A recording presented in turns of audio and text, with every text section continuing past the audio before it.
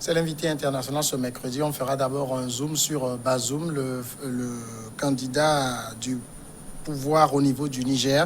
On parlera aussi de la Centrafrique, la présidentielle. Un candidat a jeté l'éponge et appelle au dialogue. Le 26 décembre, date anniversaire du franc CFA qui aura 75 ans. Et puis le Ghana, le report des funérailles de John Jerry Rawlings. Nous en parlons tout de suite avec Maître Eric Emmanuel Sosa, avocat au barreau du Togo. Bonsoir, Maître. Bonsoir, Samia Nioui. Mohamed Bazoum, le dauphin désigné du parti présidentiel au niveau du Niger, candidat donc de ce parti pour la présidentielle dont le premier tour se tient le 27 décembre prochain. Maître Sosa, quand on regarde la campagne pour la présidentielle, on a comme l'impression que Bazoum brille plus que tous les autres. Mais, oui, il brille plus que tous les autres pour une raison simple, c'est que quand on a un scrutin aussi déséquilibré, où vous avez un candidat du pouvoir qui a à sa disposition d'abord une certaine crédibilité parce qu'il était déjà en quasi-fonction, puisque étant le dauphin désigné par le président sortant. Ça lui donne une certaine aura en face d'opposants dispersés qui l'affrontent à peu près sur les mêmes arguments au final.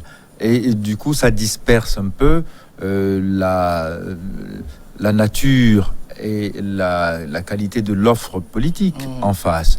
Et forcément, ça le met le vent en poupe parce que, en face de lui, on a l'impression qu'il y a un émiettement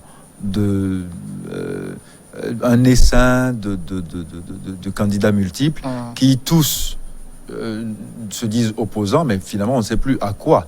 Parce qu'il ne s'agit plus de s'attaquer à Mamadou Issoufou.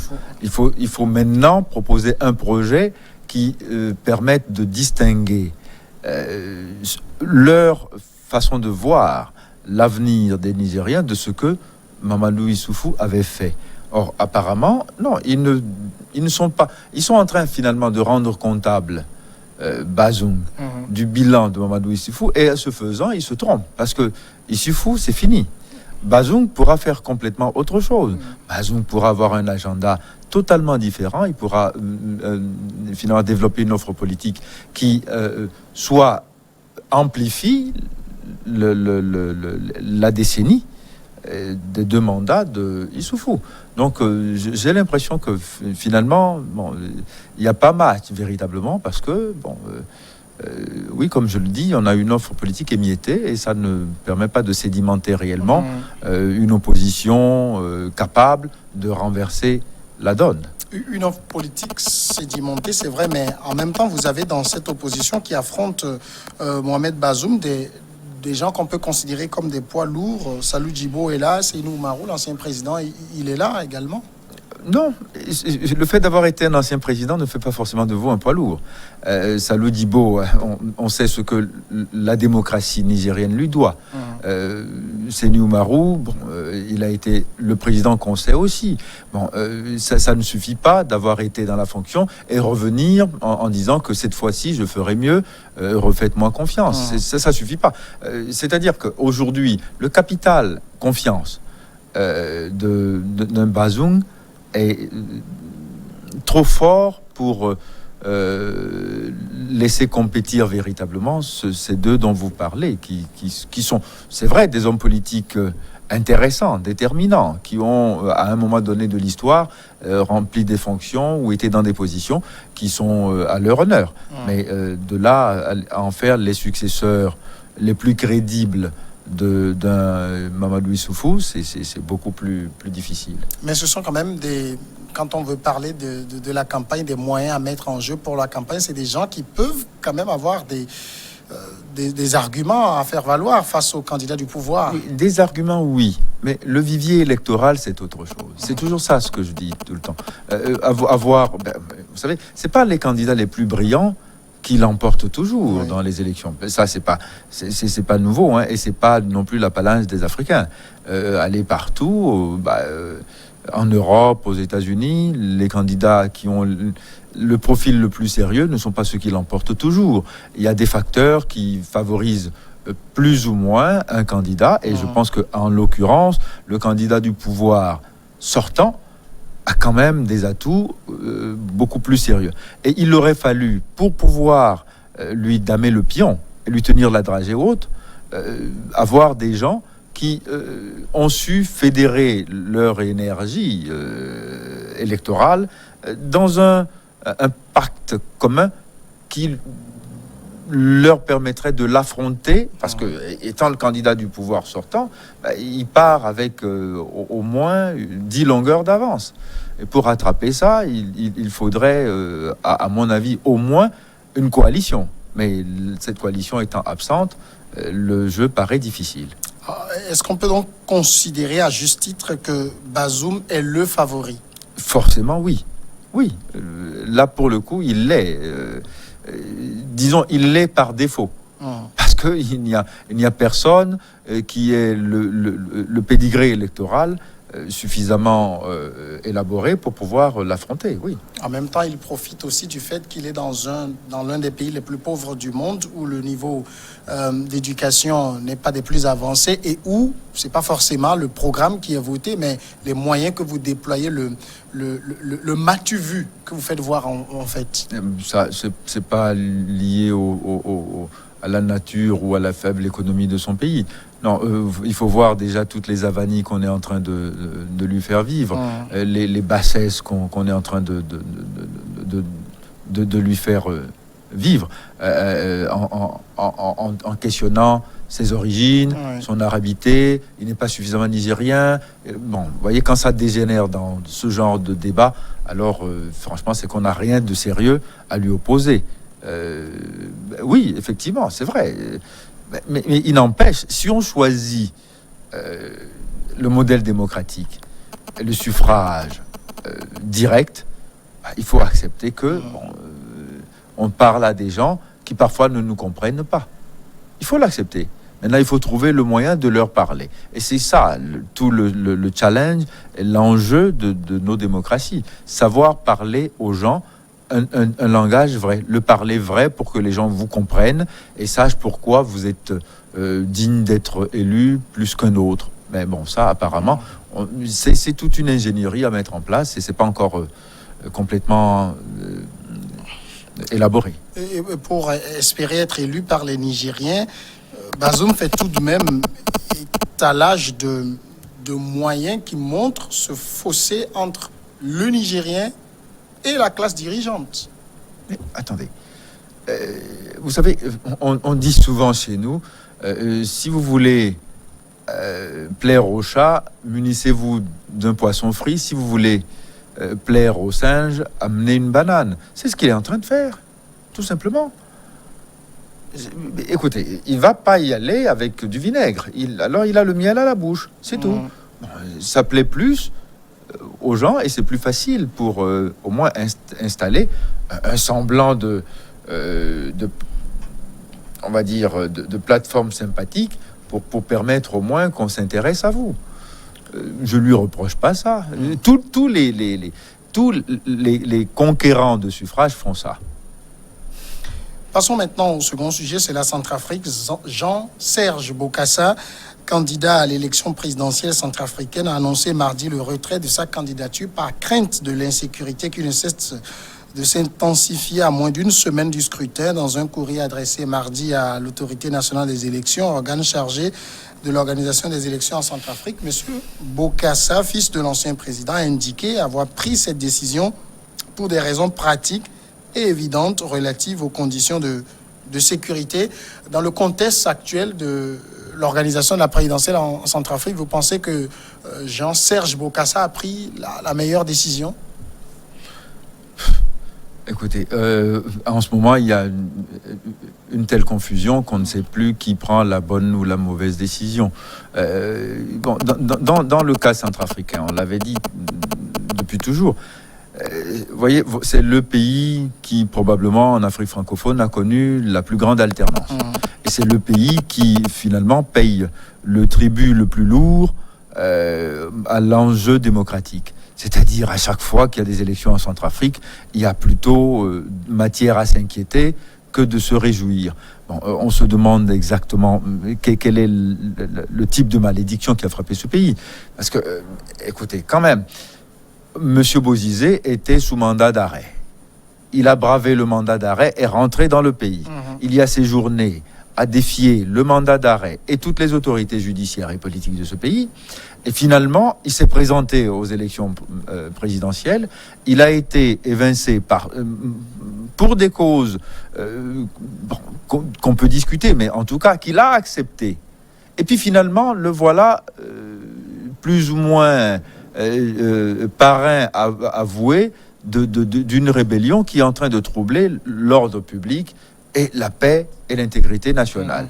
Et on vient dire, il faut instaurer un dialogue. Alors, entre un président qui dit, moi, non, rien, les élections vont se tenir, et puis des opposants qui convoquent des dialogues, chacun à sa manière, avec sa vision à lui.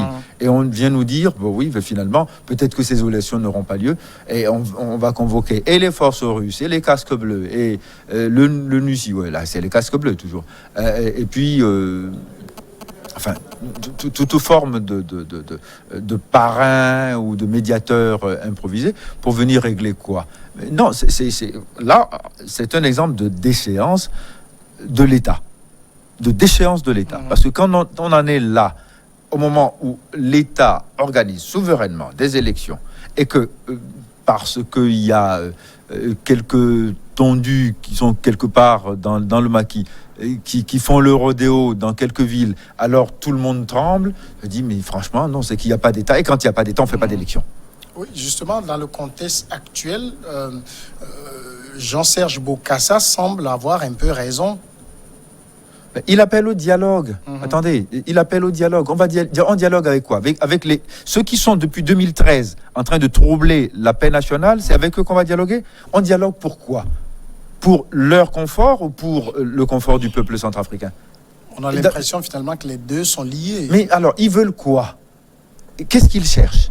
Est-ce que quelqu'un le sait? Qu'on le dise au moins. Qu'ils viennent demander quelque chose, au lieu de prendre les armes et de terroriser les populations, qu'ils viennent dire ce qu'ils veulent. On dialogue avec quelqu'un parce qu'il a quelque chose à dire. Mais on ne dialogue pas avec quelqu'un qui a un flingue à la main et un turban sur la tête parce que, bon, il est dangereux, alors il faut discuter avec lui. Non, il est dangereux, ben, il faut l'abattre d'abord. Quand on n'a pas de rapport de force à lui opposer... alors il faut créer le rapport de force parce qu'un État, c'est d'abord ça.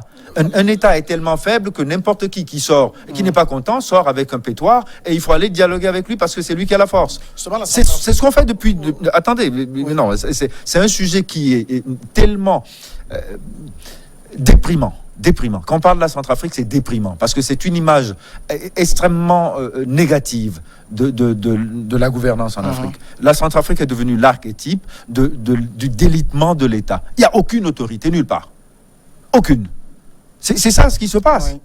Alors, bon, le pays est pris, hein, il est en lambeaux, il est entre les orfèvres, les miniers, et puis, bon, mais quelques bandes de salauds armés qui le tirent à hu et à dia. Et on dit, il faut dialoguer. On dialogue pas avec des gens comme ça, on ne dialogue pas avec un voyou armé. On l'abat. Ça, c'est un État. Et la question aujourd'hui, vous savez que le pays est également sous embargo. C'est difficile au gouvernement d'avoir des armes. Donc, pour avoir une armée digne de ce nom, il faut pouvoir équiper cette armée, ce qui est difficile. Comment en est-on arrivé là? Comment on est... attendez, Michel Djotodia n'a qu'à venir nous expliquer avec ses les cas. Et ceux qui ont armé les anti-Balaka n'ont qu'à venir aussi faire leur compte-rendu. Et ensuite qu'on nous dise, mais c'est tout le monde, ils étaient tous là, les Bokassa, les Tchangai, ils étaient là tous, quand ça se passait. Et puis maintenant, le Bozizé, il est revenu. On ne sait même pas comment. Vous vous rendez compte? Dans un pays organisé, où on a une police et des services secrets, on ne sait pas comment un ancien chef d'État, d'accord, sur qui pèsent des charges lourdes et contre qui on a décerné un mandat d'arrêt, est rentré dans le pays quand même. Et maintenant, il est candidat. Et quand on ne l'a pas accepté, sa candidature a été rejetée, oui, pour des raisons légales, il va encore organiser une rébellion armée pour troubler les élections. Et on vient dire il faut dialoguer. On ne dialogue pas avec quelqu'un comme ça. C'est le président lui-même qui a montré un signe de faiblesse. Beaucoup disent aujourd'hui, mais il aurait dû l'arrêter quand il est rentré dans le pays. Comme c'est facile. Ceux qui disent il aurait dû l'arrêter, pourquoi eux ne l'ont pas arrêté? C'est le président qui arrête les gens, c'est des institutions. Et vous voyez, c'est la justice, c'est la police. Dans un État organisé, c'est comme ça que ça se passe. C'est pas le président qui signe le mandat d'arrêt, n'est-ce pas? Ceux qui ont signé le mandat d'arrêt, qu'est-ce qui a tenu leurs mains pour que Bozizé, maintenant, à portée de mandat, ne soit pas effectivement arrêté? Qu'est-ce qui a fait ça? Ça, c'est ce que j'appelle un État complètement délabré. Donc, c'est pas la faute à Touadéra. On a vite fait de lui jeter la faute. Tous les gens qui étaient là, il n'y a pas un ministre de la Sécurité dans le pays? Il n'y a pas un ministre de l'Intérieur? Il n'y a pas un ministre de la Justice?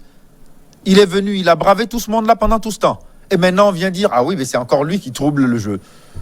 Et donc, maintenant, il faut dialoguer. Non, on ne dialogue pas.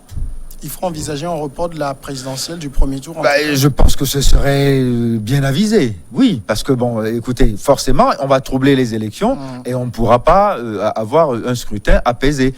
Un scrutin présidentiel ou législatif ou n'importe quel scrutin d'ailleurs, quand on convoque le corps électoral, il faut d'abord instaurer des conditions de paix pour lui permettre d'exprimer son suffrage. C'est de ça qu'il s'agit, c'est ça la démocratie. Mais apparemment, elle est introuvable en Centrafrique parce que l'État a été complètement démantelé. C'est ça le problème. On ne travaille pas à recréer l'État, à le renforcer. On travaille à faire des politiciens. Hein, d'accord? Et en fait, tout le débat tourne autour de quoi?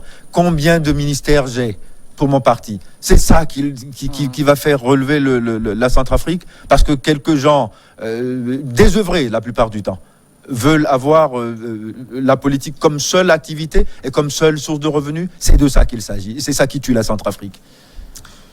Troisième sujet, nous parlons du franc CFA. Le 26 décembre, cette monnaie que se partage aux 14 pays de l'Afrique, des pays d'expression française, aura très exactement 75 ans. Mais le débat fait rage dans une bonne partie du continent, notamment en Afrique de l'Ouest, pour le démantèlement de cette monnaie et son remplacement par une monnaie dont les pays auront la pleine et entière souveraineté. Maître Sosa, quelle est votre position dans ce débat sur la survie ou non du franc CFA, son maintien ou non? Et voilà un sujet passionnant sur lequel je n'ai aucune espèce de compétence. Je partage parfois l'émotivité qui entoure le sujet parce que, bon, c'est vrai que là, on est au fond dans une problématique qui est à la fois technique, émotionnelle, scientifique. Des monétaristes très compétents ont fait des commentaires brillants sur la nécessité ou pas de conserver le franc CFA. Pour l'instant, pour ma part personnelle, je suis encore extrêmement perplexe parce que je ne comprends pas pourquoi, si c'était si facile, depuis si longtemps, on ne fait rien. On se plaint toujours de ce qu'il y a une suggestion par rapport à un pouvoir anciennement colonial et dont on ne sait pas comment se départir. Bon, je ne comprends pas pourquoi c'est si difficile, mais une chose est sûre, et on l'observe souvent avec beaucoup de lucidité. On a fait le classement des 10 pays africains les plus riches. Ce qu'on a remarqué, c'est qu'aucun des pays utilisant le CFA n'y figure. On a remarqué que tous ces pays ont leur propre monnaie. Je ne fais pas de lien de causalité directe entre le fait d'être parmi les plus performants avec le fait d'avoir sa propre monnaie. Je dis, le sujet n'est pas si facile, mais il est quand même envisageable que les pays africains, en tout cas certains pays africains, se réunissent et aient une monnaie à eux, avec tous les attributs de souveraineté liés à la monnaie, et qu'ils expriment pour une fois au moins quel est leur choix en fonction de ce qu'ils considèrent comme étant leurs besoins. Ça, c'est une décision qui ne pourra être que politique, parce que si on veut le faire avec uniquement des technocrates et monétaristes, on aura probablement encore des lacunes, parce que forcément, il y en aura. Mais il faut, quand on a une monnaie, qu'elle soit commune ou pas, accepter que une monnaie, c'est un risque. Accepter de partager la part risque et qu'il y a à l'utiliser. Et quand on y gagne, il faut il faut accepter que c'est un jeu qui peut être gagnant ou perdant à un moment donné. La monnaie, elle vit dans un biotope qui est universel, mondial, et en fonction des performances qu'on a ou qu'on n'a pas, on a une monnaie qui est forte ou qui ne l'est pas. Mais cette espèce de maintien sous oxygène, alors qu'on sait qu'on est en réanimation permanente, n'est pas du tout saine pour nos économies et pour notre avenir. Mais je ne suis absolument pas le commentateur le plus savant et le plus compétent pour parler de franc CFA. Mais bon, c'est vrai qu'en tant qu'Africain, je m'interroge toujours. Tous ceux qui sont là, qui sont à nos têtes depuis tout ce temps, on a parlé de 75 ans. En 75 ans, personne n'a vu les méfaits qu'il y a à avoir une monnaie qui soit à ce point assujettie. Parce que là, effectivement, c'est un prototype d'assujettissement. Arrimé à une monnaie étrangère dont on partage finalement toutes les suggestions, oui. C'est bien ça le problème. Vous ne pensez pas aussi qu'on en fait, en tout cas le débat sur le franc CFA, qu'on en fait un débat trop élitiste?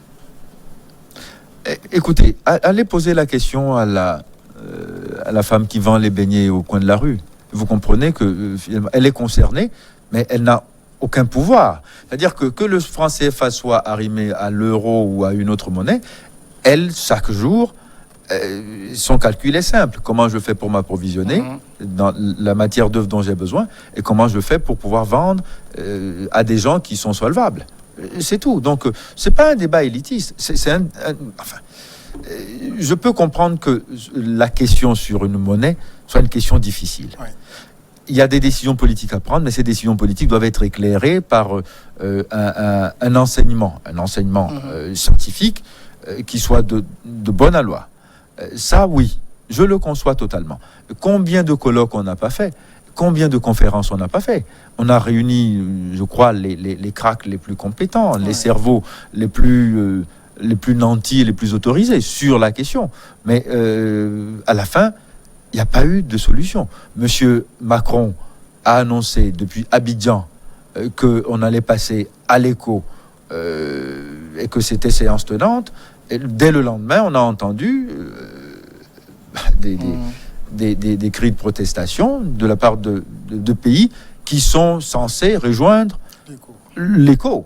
Alors, la question reste celle-là. Alors, nos chefs d'État, nos ministres des Finances font quoi et qu'est-ce qu'ils en disent? Il vaut mieux leur poser à eux la question. Mais en tout cas, je constate que ça fait 75 ans que nous sommes toujours en train d'utiliser le franc des colonies françaises d'Afrique. Voilà. Dernier sujet, les funérailles de l'ancien président ghanéen John Jerry Rawlings, décédé en novembre dernier à l'âge de 73 ans.